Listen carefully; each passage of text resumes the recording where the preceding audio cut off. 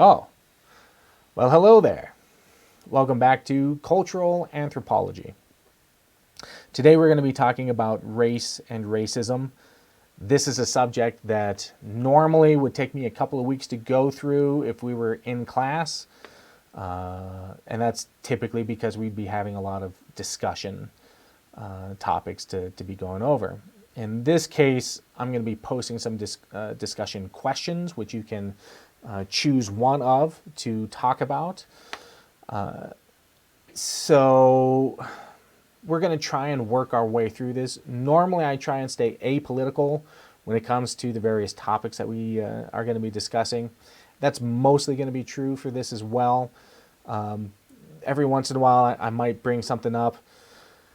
Here's the thing: as a modern day anthropologist, recognizing racism, we see this as a bad thing, right? Racism is bad. So anytime that we see this, we usually have an opportunity to try and engage in discussion, try and fix things, because in our past as scientists, we've oftentimes gotten this wrong. So modern day anthropologists and other social scientists have a tendency to lean towards equality and social justice and stuff like this, so that the inequities that we can sometimes find with race and racism and stuff like that can be addressed. So that being said, let's talk about race and racism a little bit, and kind of figure out how all of this works. So first of all, we have to discuss what is race. Race in itself has been researched for centuries. Many social scientists or scientists in general trying to figure out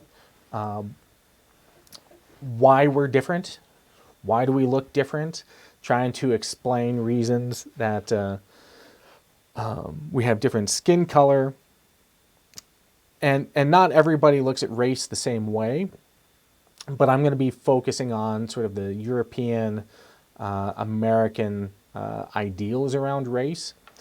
So we've got to look at these different ideas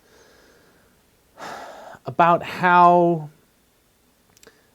race is constructed. Okay, so we've had people trying to justify racism for hundreds of years. A lot of times it's in some way trying to figure out, and this sort of relates back to social Darwinism, this idea that, especially with European culture, that technology and sort of high culture means that you are more human than someone else is. That if you come across a group of people that live a more nomadic way or a primitive way, then they are not only less civilized, but less human or less capable of what Western European ideas on humanity are. And by doing this, it allows people to justify various actions that are being taken. These actions include slavery, right? So there have been lots of researchers and scientists in centuries past that have worked on trying to create these distinctions to justify slavery, especially when it comes to like Euro-American history. So they've been doing this for a long time. However, contemporary researchers, contemporary scientists have decided that, based off of all of our genetic research and based off of all of this stuff, guess what? There actually is just one race. It is the human race. We are 99.999% equal, right? We all share the same genetic codes. The difference is how those genes are expressed. And we're going to be talking about that here in just a second. So if we think about how all of this is done, we can understand that biologically speaking, we're all the same, but culturally, and this is where anthropology comes in, culturally we understand that we still put people into boxes, right? If we talk about how we use mental maps to construct and organize our concepts of culture, then we'll see that people are going to say, oh, well, this person has white skin, this person has black skin, this person has brown skin, and we're going to just put them into their various boxes. And that's how many cultures organize themselves. They see differences and organize them by differences. As anthropologists, we recognize that. We're like, okay, so this is what's going on. We can look at why. We can look at various different ideas. And even if we look in a historical context, we see that our ideas of race have changed over the centuries as well. And I'll show you reasons for that here in a little bit. So if we look at the genetic code, we're going to be talking about sort of like how genes are passed on from parent to child. That's the genotype. That contains the genetic information being passed on. And then the phenotype is how that information is expressed. And phenotype is usually connected to environmental factors. So the genes that we pass on that regulate various biological reactions can be impacted by your environmental situation. So what does that mean? So if we look at, well, let's just take a look at skin color. If we look at people who come from Africa, who have darker skin, well, why would they have darker skin? Well, if you're out in the sun and you've got a whole lot of sun coming in at once, your skin, which is an organ, is going to adapt to protect you from too much sun, right? If you live in an area of the world where it gets less sun, so like northern or southern hemispheres, and your body is trying to react to the lack of sun, because one of the things that the sun does is it helps to produce vitamin D, and which is an important function for the human body. And if you don't produce, you can get really sick. So lighter skin is created so that you can absorb more sunlight to help in creating like vitamin D. So these are different reasons for skin tone and why environmental impacts might have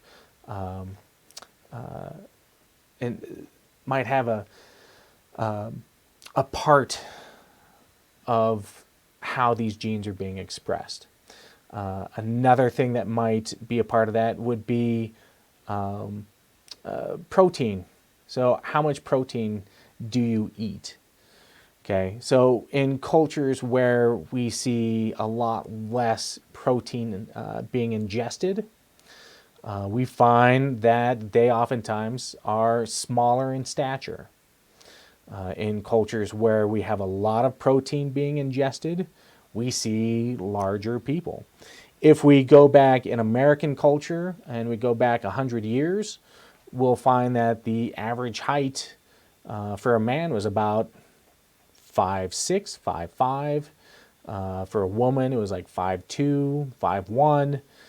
100 years later, because we have increased the amount of protein that we eat, the average American is like 5'10". The average male is 5'10". The average female is about 5'7", 5'8". And And we can see differences around the world right now. As Americans, we are about 5'10" if you're looking at the average male. But in other parts of the world, it's about 5'8", 5'7".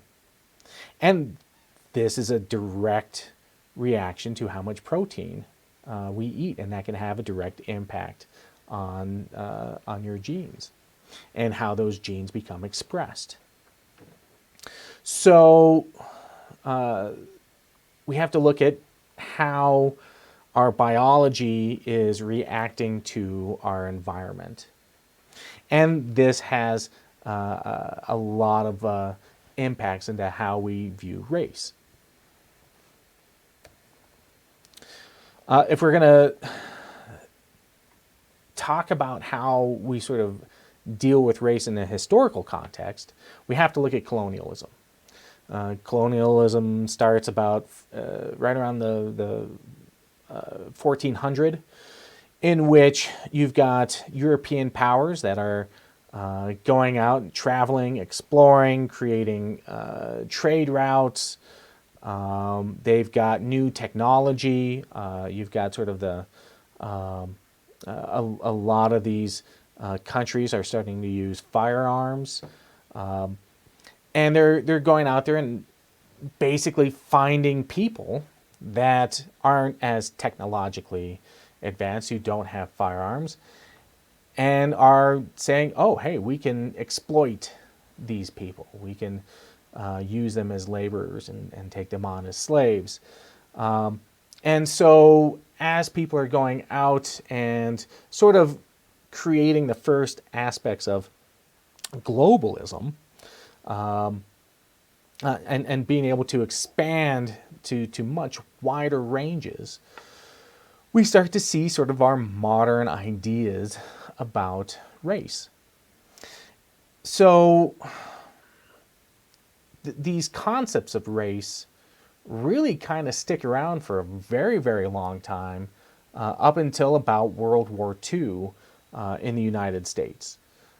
And this has to do with some very radical changes in politics that are seen as our culture, as American culture, starts to reimagine itself and how our citizens sort of live. And a good portion of this, and I think this is a very interesting point to make, is how we deal with stuff like war and the military.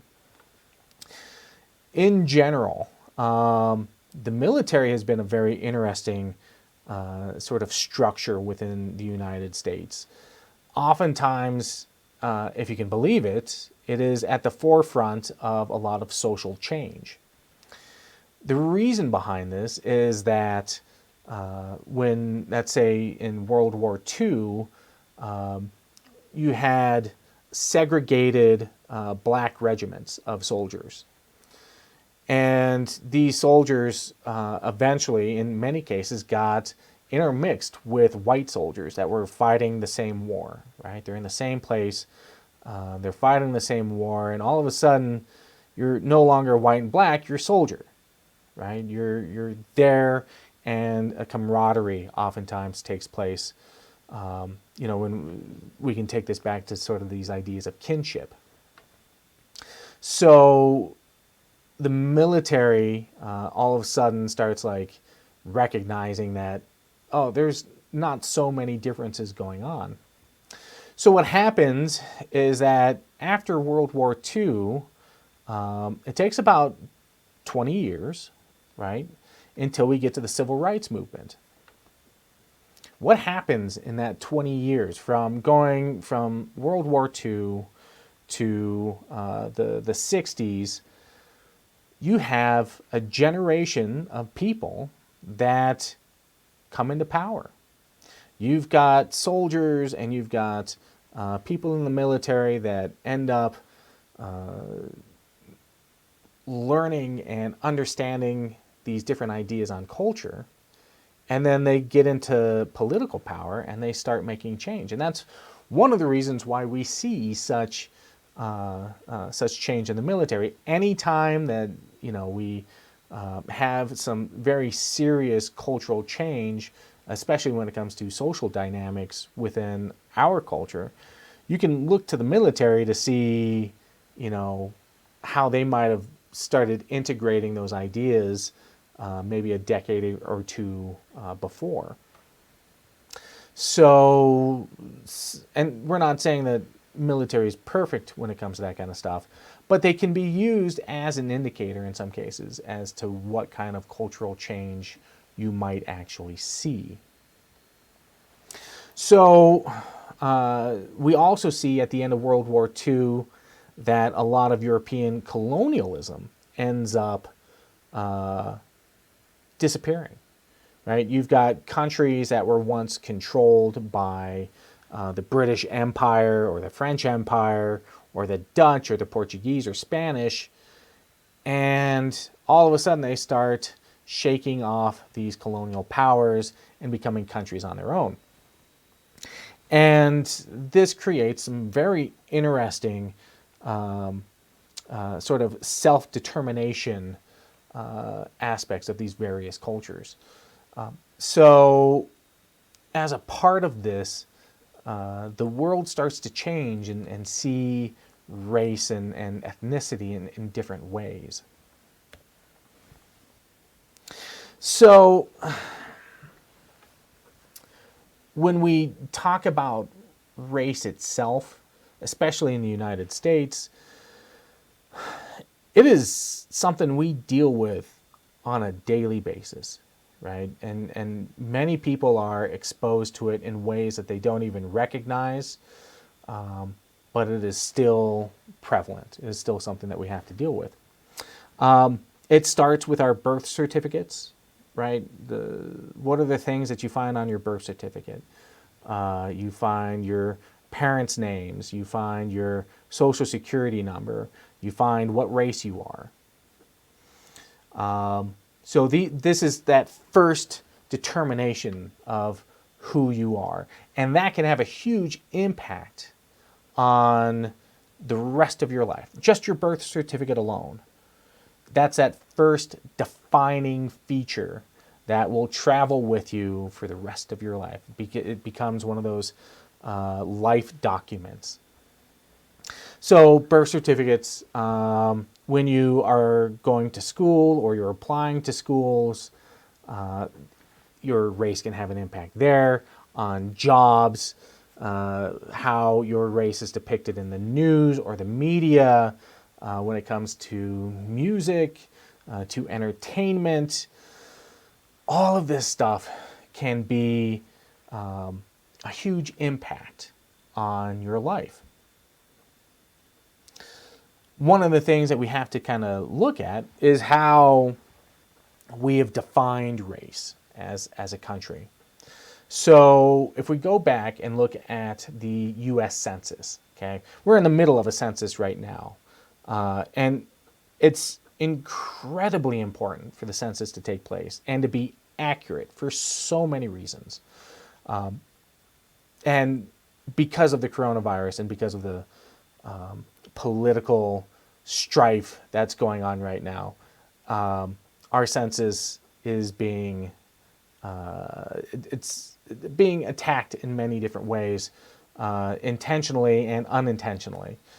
And getting good, accurate numbers, this will go down as probably one of the worst census recordings in American history. But if we look at the census and how we have classified people and excluded people, we can take an interesting look down this racial road of recognition. So if we look at 1850, we see that the census really only recorded 3 different types of people. You were white, you were black, or you were mulatto, and mulatto being of multi-race, right? That seems pretty restrictive, right? Not a whole lot of variation. In 1870, we see that there's 5 classifications. You have white, black, mulatto, Chinese, and Indian. And this is Native American, right? And so now it's broadening out, partially due to the fact that there are Indians, and now there are Chinese that are that have come to the shore, come to the United States, and are kind of a big part of the labor force, and not in great ways. Oftentimes, they are coming in replacement to slavery as indentured servants, and we're going to talk a little bit more about that here in a few minutes. And we go to 1940, we've got 8 classifications. You've got white, Negro, Indian, Chinese, Japanese, Filipino, Hindu, and Korean. And I don't know if you picked up on this, but Hindu is not a race, it's a religion. But at the time, it was seen as Hindus as being one particular race that, they were sort of all lumped in together, which is what the census has been doing for years. It was very bad about making those sort of distinctions. If we look at the 2010 census, we actually see some very interesting changes, right? Where are we now? So not only do we take into account race, but we're also taking into account ethnicity.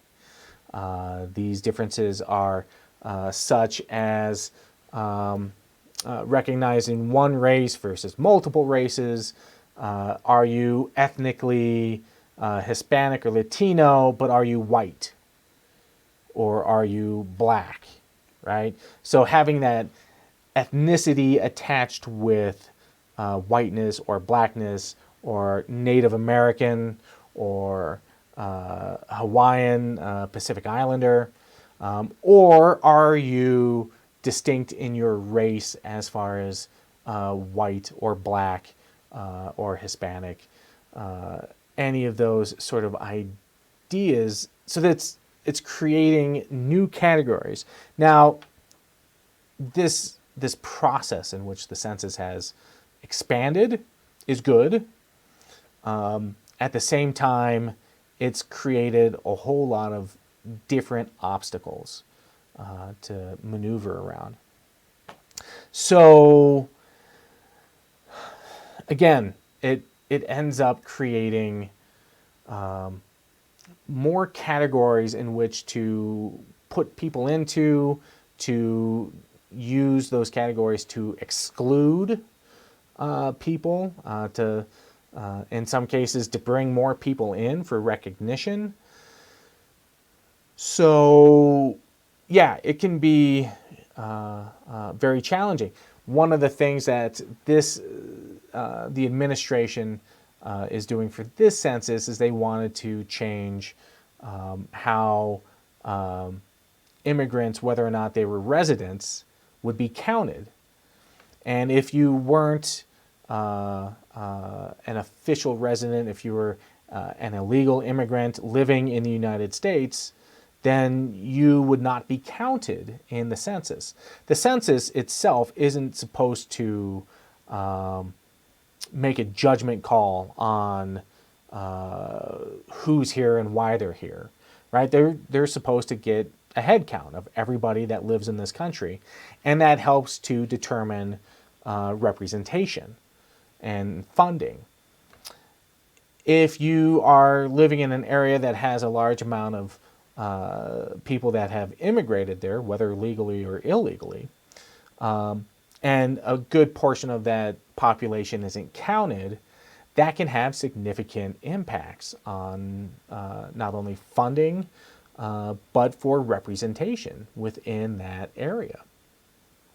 So the politicking behind the census can be pretty intense, and it can be used as a weapon to control funding for the next decade until the next census, which is why normally it's supposed to be bipartisan, right?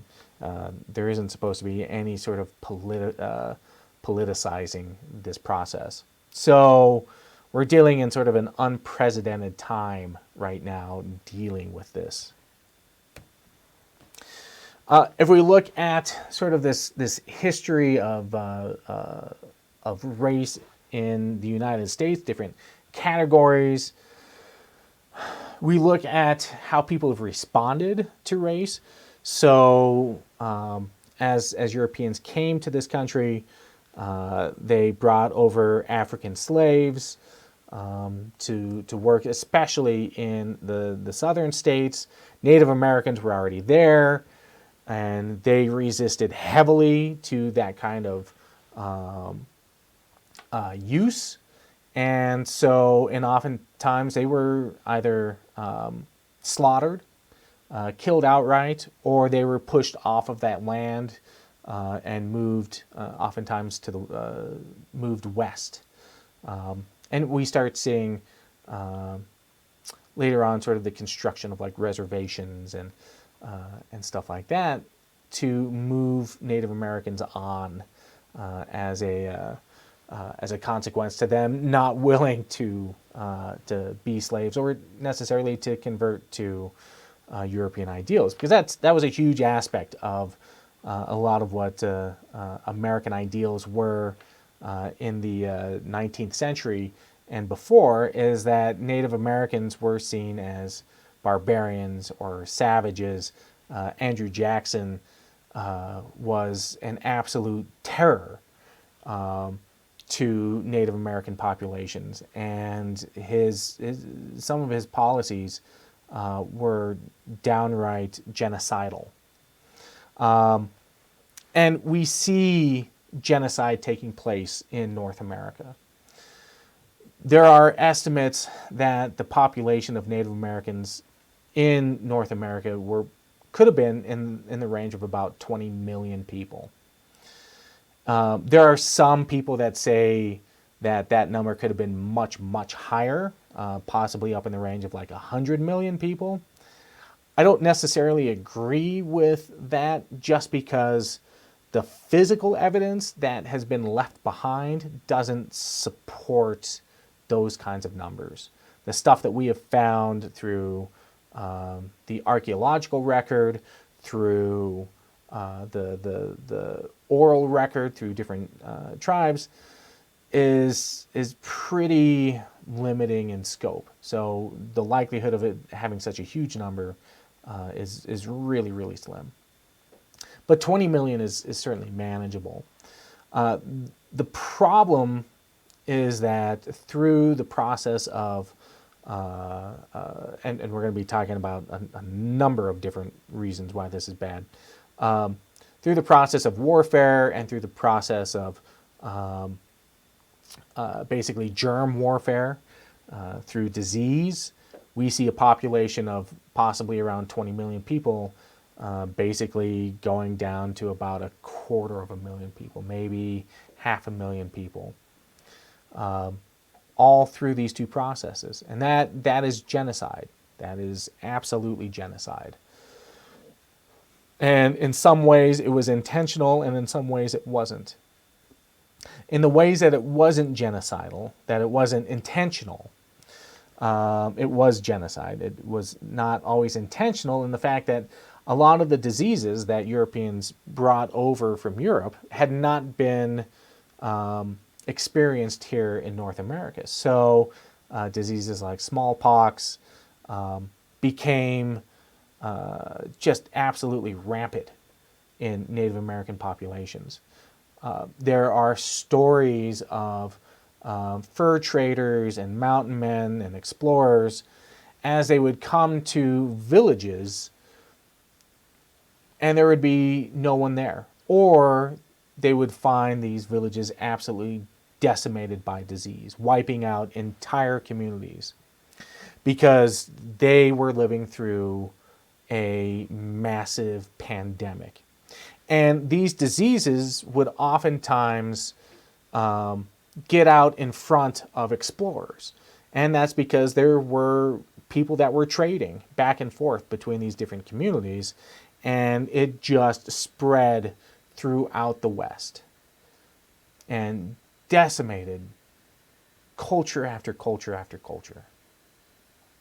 So some of these numbers are just absolutely terrifying.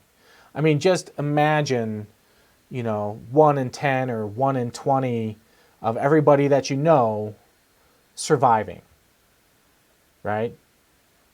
Or better yet, say 1 in 20, or 19 out of 20 people that they all die because of disease. I mean, that's absolutely insane, that's taking place. Then we have the intentional genocide taking place, and that's with the U.S. military oftentimes going out and intentionally targeting native populations for extermination. Okay, examples of this is like the massacre at Wounded Knee, where you had federal troops coming in and basically wiping out an entire community, men, women, children, everybody. This was not an uncommon thing to take place. So federal policy, not only in warfare, but also when they started constructing reservations, restricting movement, so traditional hunting grounds or gathering grounds for food were now restricted. You had a lot of people dying from starvation. I don't know if any of you have heard of the Trail of Tears that the Cherokee and a few other tribes had to endure as they were traveling, being forced out of their traditional homeland in the South, out of Kentucky and then moving to Oklahoma. They were forcibly marched to get there, and then along the way they were given smallpox-infested blankets, which also wiped out even more people. These kinds of behaviors are part of the American legacy when it comes to racism. So it's, and that's just Native Americans. Some of the policies that were oftentimes used, it was about, and especially when it came to Native Americans, is this idea of kill the Indian to save the man. And we kind of talked about this in language when we're talking about languages. But again, it's important to bring up this idea that that these folks were not human by European standards. That if they could be civilized, if they could be taught English, if they could be shown how to wear European clothing, that maybe they would have a chance at becoming civilized and more white and becoming more and more human and out of their barbaric or savage ways. And so with these sort of attitudes, it's no surprise that when it came to Native American populations, African American populations, Hispanic populations, Chinese populations, anyone that wasn't European in descent, that there were these negative approaches, right? So this is not something new. This has been a part of our national identity for a long time. There were also Europeans that were brought over to the United States as indentured servants. Okay, and we can also look at a lot of Chinese immigrants were brought over as indentured servants as well. But in the case of the Europeans, the thing about indentured servitude is that you can usually work your way out of it. Like it might take you a few years or maybe in a few decades to work yourself out of that debt, out of that ownership, because basically they did own you, right? But it wasn't quite the same as being a slave. So indentured servants, especially if you were European, you still had more rights than slaves did. You still had more accessibility than slaves. And you had the possibility of being eventually released of that servitude. So while it did happen, and we did see a lot of people coming over for various reasons and being sold into indentured servitude, it's never quite the same as slavery, because you had the opportunity to get out of it. Slavery, in general, was for life. If you were a slave, you had zero options. There was no way out, and your life was going to be there for forever. And we had 300 years of the transatlantic slave trade. Okay, 300 years. If you think about how long that was going on, and then you consider how long the United States has been a country, you realize that there's been more slave trading in North America than there has been in the United States. That's 300 years. So this was something that was ingrained into North American identity and culture. So, when we think about these ideas of slavery and of racial identity, I think there's a couple of things that we have to sort of consider. One of the things is that let's think about the Civil War. Okay, so the Civil War ended 1865, and it only lasted like 5 years, right? And that was what, 160 years ago. So that seems like a long time ago, right? 160 years. That's quite a ways back in American history. But when we look at it from a generational point, it really isn't that far behind us. I remember hearing stories from my grandfather, who would be in his 80s right now if he were still alive. And he told me stories of when he was a boy, and he would see parades with Civil War veterans. Okay, just like we have parades today where we have like Korean veterans and World War II veterans, and he remembered seeing Civil War veterans. In fact, the last Civil War veteran to die was in 1956. The last Civil War veteran to die was in 1956. That was after both of my parents had been born. So if we think about the interaction, right? If we think about the people that lived in the South, lived in the North, had these different ideas about race, about slavery, it wasn't that long ago. It was 2 lifetimes. It's been 2 lifetimes that these concepts of slavery and race have changed. And if we think about how much has changed since slavery, we can see massive changes taking at a fairly rapid pace when you take into account time and how society changes, right?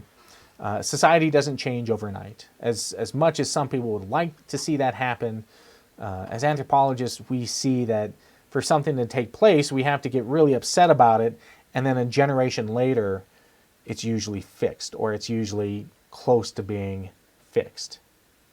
So these ideas on race and identity and culture and social justice, all of this stuff is relatively new when it comes to the actual amount of time that has passed. So yeah, two lifetimes, that's it, since slavery. So it's no wonder when we look at racist groups that have developed over time to see them still here and still working, because we haven't got there. If we look at the census back around that time, we see that African Americans were counted as 3/5 of a person. And the whole reason why they were counted as 3/5 of a person was not only to denigrate them, but they also wanted to use them as a tool for the census. Like I said before, the census is a means to gain power within the government. The more people you have living in an area, the more representatives you will have sent to Congress. So the slave owners and the slave states were like, well, if we start counting the slaves, then we'll get more representation in the government. But we can't, they're not equal, so we got to give them 3/5 status, right? Ridiculous, but it's true. We see that shortly after the Civil War ended, the Ku Klux Klan is created. And then shortly after that, within about 10 years after the end of the Civil War, some people saw this as a time for black populations to become very fortuitous and prosperous. And you had black colleges being created and black towns, black representatives, and there were even some black senators that went to the federal government who were elected to office. And you had black communities that were created and were flourishing. About 10 years after the end of the war, you see the Southern Democrats, who are traditional slave owners, people in power, and they're like, you know what? You know, we still have these racial ideas. We still have these ideas about slavery, and while it's no longer legal for us to own slaves, we're going to create some laws that, you know, basically sort of curtail any sort of prosperity within the black community. And these become the Jim Crow laws. And all of a sudden, we start seeing a lot of changes in federal and state policies, which begin to restrict African Americans from, well, doing anything for that matter. We see that in the 13th Amendment, at the end of the Civil War, the 13th Amendment abolishes slavery, right? Except, and this is a big exception, and this is an exception which we still encounter today, except when used as a punishment. So slavery is abolished, except when used as a punishment. So how do we punish people in this country? With prison, right? prisons became sort of the next means of using these policies to create forced labor. Okay, so laws were then created to disparage against people of color, right? African American communities were decimated as police forces went in. If you did anything wrong, you would be sent to jail, then sent to prison. And prison, you were forced to do labor on whatever it is that they wanted to do. And this has sort of been why private prisons have become such a huge aspect of our economy, even in the United States, in which you've got privately owned prisons where people are forced to go, and then they end up using those prisoners as forced labor to create various products or to fulfill various services. If you get a chance, look up products created in prisons, right? What are people actually building? Most of the time when you think about a prison, you think about that it's some sort of penance, right? You've done something wrong, and now you have to pay back your debt to society by being imprisoned, and it is a punishment. Well, prisons don't quite generally see it that way. They see it as an opportunity to not have you sit on your butts doing nothing, but we're also going to put you to work building things or constructing things or whatever. You become a labor force. So this is really important to understand how our system and how these various laws that were created during the Jim Crow era have influenced even today's modern ideas on criminal justice, and have also influenced our modern days on policing.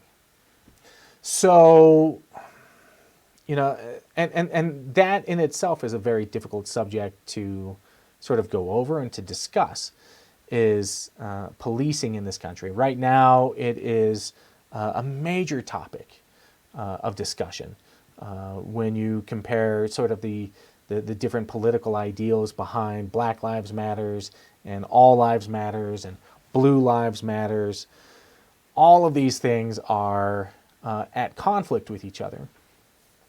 And this is nothing new. These are all issues that have been going on for a long time. The difference right now, and I think this is a very important thing to recognize, is that a lot of this stuff is coming to public attention because of modern day technology, right? Police brutality is nothing new. We've been seeing it for decades and decades and decades. The difference is that it's now being caught on video, right? Everyone has these fancy cell phones and smartphones, and they pull them out and they can record what's going on. They can see that there is an injustice taking place for whatever reason.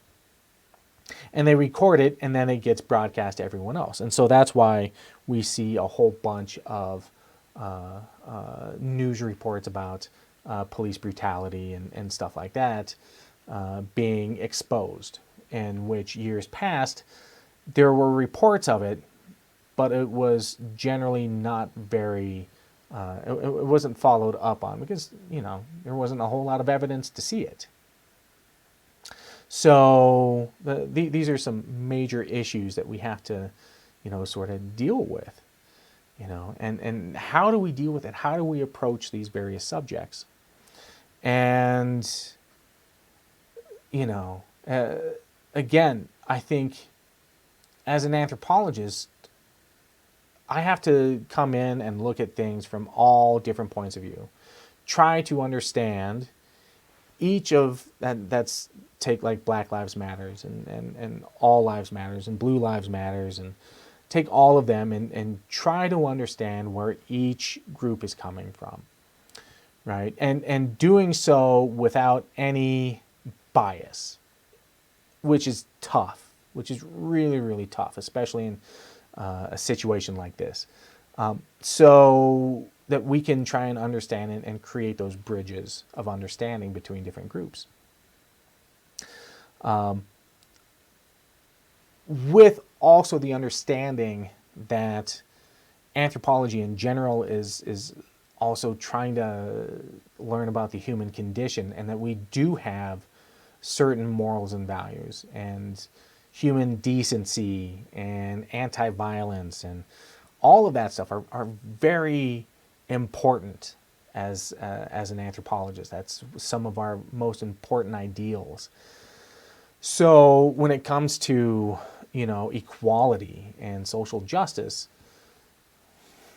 there can be issues within our society going beyond just the science aspect, the recording and understanding and all of that stuff, but also taking action to make sure that people are treated right, and there is social justice, and that there is accountability.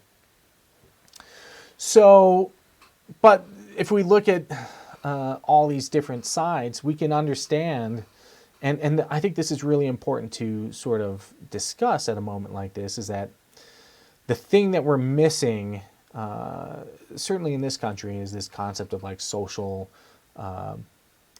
discourse, right? Or where people can actually come together and talk. Civil discourse can come together and talk without yelling, without accusing, without blaming, without any of that stuff, without letting anger and all of that stuff get in the way of a conversation. Because as people yell, they stop listening at the same time. And an anthropologist is going to go in and try and examine all of these things that's going on, and they're going to listen and then try and, breach those gaps. And so one of the things that I'm going to encourage all of you to do as you are dealing with all of this stuff on a daily basis, and oftentimes dealing with people that don't agree with you, and you see them on the news and you see them on social media. I know I have seen it in massive amounts, and sometimes it drives me absolutely bonkers, right? Absolutely bonkers. To take a step back and try and figure out what it's like to live in their footsteps, right? To walk in their shoes. Why do certain people have certain ideas about various subjects? What is their history? And some of it can be very obvious, and some of it not so obvious. I've had plenty of discussions with people that believe in, Blue Lives Matters and All Lives Matters, that when you have a discussion, they're not talking about so much race, right? They have a very distinct idea of what race is, which is we shouldn't be talking about race. Race doesn't factor into their lives. In fact, race doesn't factor into a lot of people's lives, because we've got laws and we've grown up in a society where a lot of people don't do racist things anymore. But they see this attack on, or at least they perceive an attack on police. And they're like, we don't want to defund police because my police here are fine. We don't have any issues. Like, I grew up in the suburbs and my police, haven't had any issues. Why would I want to defund them? Right? I've never had any bad encounters with police, none of that. And now you're saying all cops are bad, right? And so they're like, instantly like, hey, no, you guys are the ones that are creating all the havoc. And then you go on the other side, like Black Lives Matters, and they're like, oh, listen, we've been dealing with police brutality as in these various areas where that is taking place, and you guys have no idea what it's like to live like this. You live in a suburban environment where, guess what? You've never had to worry about being followed or being pulled over while being black, right? And the consequences of that. Or had violence done to you just because of your skin color. Or had that same kind of prejudice. And so there's a disconnect, between these groups that, one says this and one says that, and they're like, well, you're just talking about this, and there's not a whole lot of understanding as to why. So, again, anthropology can have an impact in a situation like this in trying to bridge those communication gaps, right? To try and understand where one person is coming from and where the other person is coming from, and try and get them to come together into a place of understanding. Don't have to like it, right? But there might be a place of understanding that, we can actually talk about this kind of stuff. So, let's continue on. So we talked a little bit about the Klan. We've talked about the Jim Crow laws. And we've talked a little bit about how things have changed from World War II until the Civil Rights era. We've got all kinds of issues in which we've done better, right? Things started out really bad with slavery. We've come to a point where, in the eyes of the law, everybody is considered equal. But it isn't quite there yet, right? Everything might be considered equal, but how it's been implemented, there are still issues that we're dealing with, institutional issues that people don't readily see, in which we try and understand, sort of the groundwork for a lot of these issues. And a lot of this has to do with like ideas around institutional racism, right? In which entities such as government or religion or education can have a big impact on racial policy or on racial issues. So if we continue sort of looking at this historical perspective, and we look at immigration, we see that as people moved to the United States, again, remember looking at some of those census, how people were counted in the early census records. Not everybody was sort of treated the same. If we go back to the 19th century and we look at people that were moving to the United States, we see that you might have been white as far as your skin was concerned, but you would not have been treated equal depending on what your ethnicity was, what your country of origin was. So you could have been Irish or German or Scandinavian or any one of these groups where your skin color matched, but you wouldn't be accepted as white because your culture might have been seen as inferior, right? And this is where we sort of have this concept of nativism, and eventually what sort of merged into nationalism, in which we have these very interesting ideas about how race was looked at. So there's a great movie out there, The Gangs of New York, that kind of do a pretty interesting take on nativism and immigration, and how communities can be excluded based on just their ethnic origin, versus the color of their skin, which is what oftentimes has happened. So you've got a lot of Europeans that are coming over. They are excluded, but how did they eventually become included into what we consider to be white? Right? If you were to have a white Irishman come over to the United States, you wouldn't call them a white Irishman, and they would be Irish, right? Or if the same way with the English or anyone else that had white skin, they would not, or have that sort of ancestry, right? They wouldn't be considered anything less than white today. But back then, right, they weren't seen as white. They were seen as Irish or as something else.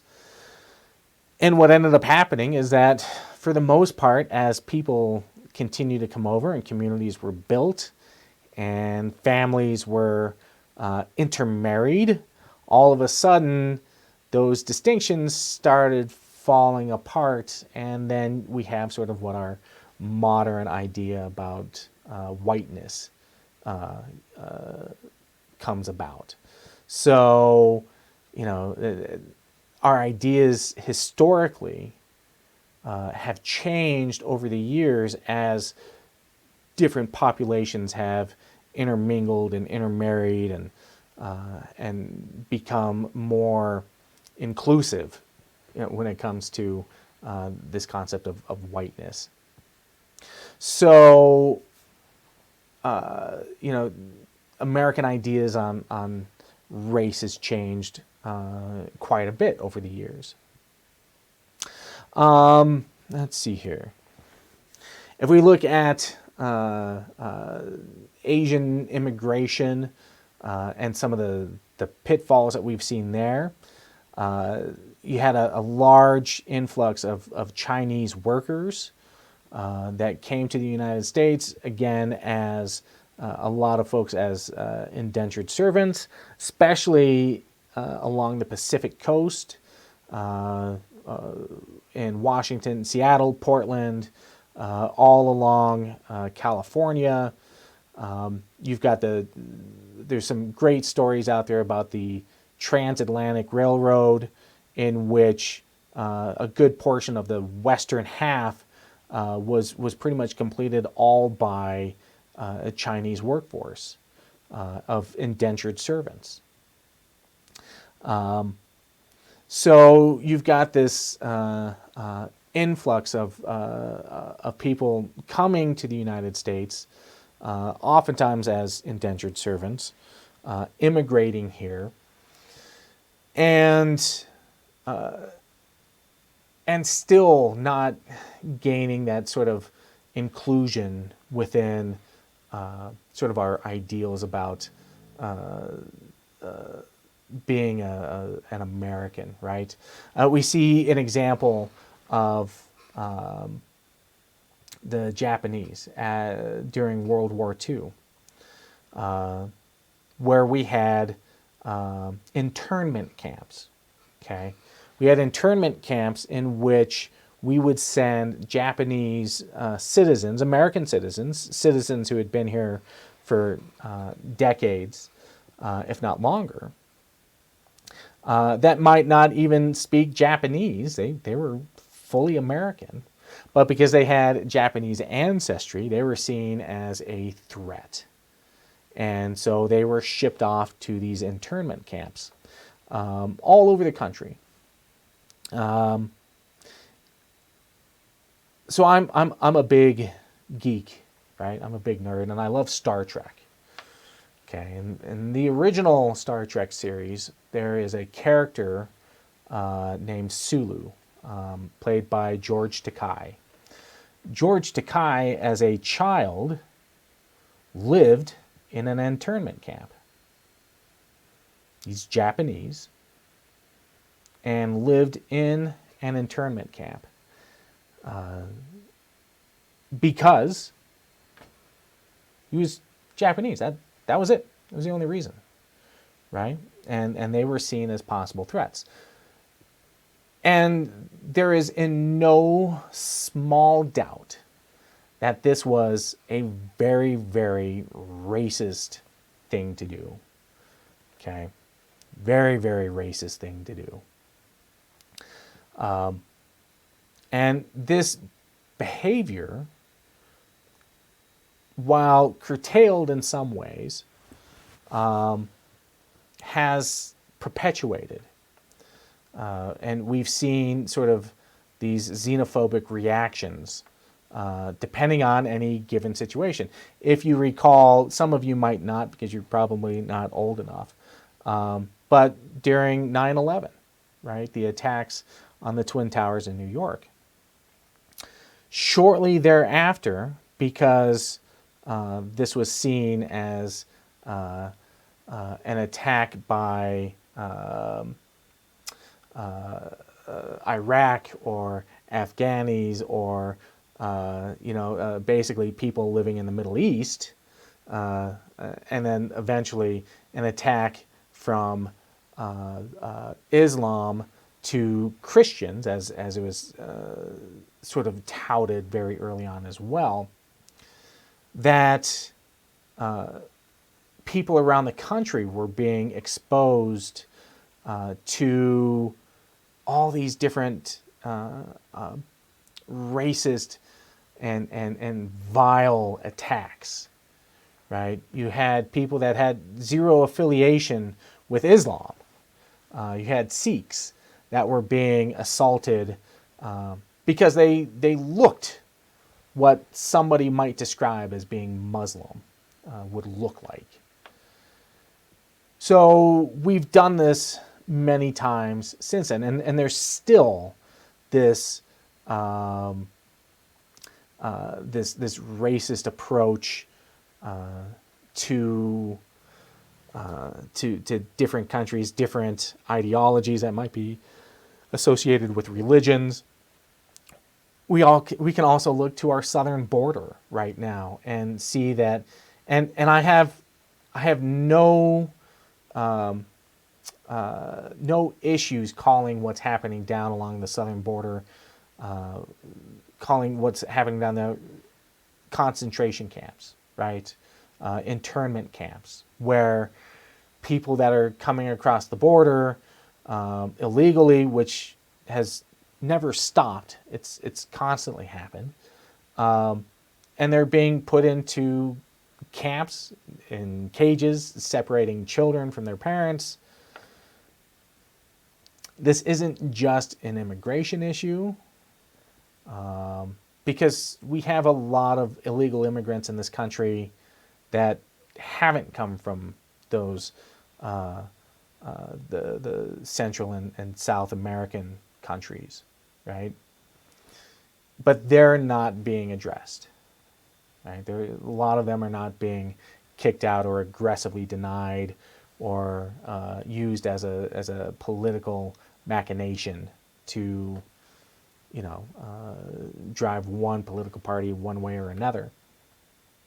So, again, you've got race as being used as a political tool, in which people's lives are being directly affected by it. And it's incredible that it's even happening today, that these policies can be enacted. And some people might be like, well, this administration is doing it, but previous administrations have done the same thing. It has nothing to do with politics. It has to do with decency and human rights as individuals. And I would argue with anyone the fact that you know, it doesn't matter who that political leader was, it was wrong in doing it. Doesn't matter. It's wrong. So, you know, these racial issues are still impacting us in so very many ways.